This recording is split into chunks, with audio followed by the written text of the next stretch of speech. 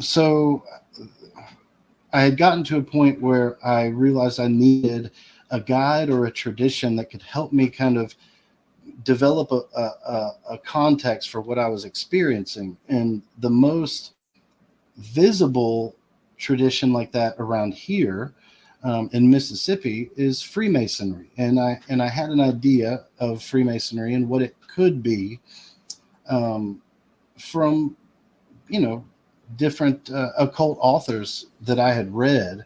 And I wasn't going there expecting to find psychedelics, you know, in any capacity. I was going there to try and get a framework, a context to interpret what I was experiencing from psychedelics. So I petitioned to join Masonry. I never expected to be accepted, but I was. And I went through the 3 degrees, and it was in the 3rd degree, the Master Mason degree, where you're going through this profound, you know, death and rebirth ritual, but right there, central to the ritual and really central to the whole structure, is the sprig of acacia.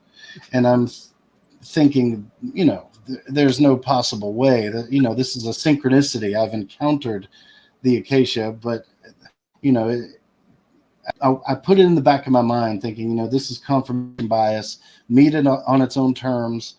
Don't think this is about psychedelics. And I never questioned it again.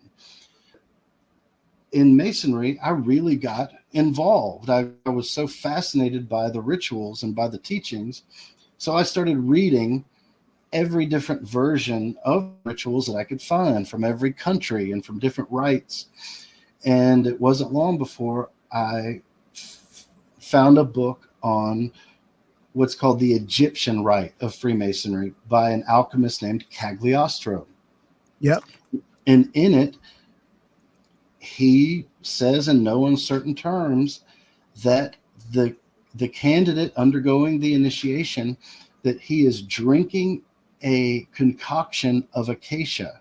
And he's saying this in the 1700s. So you got to remember the language that he has to use. But he's saying that it's going to basically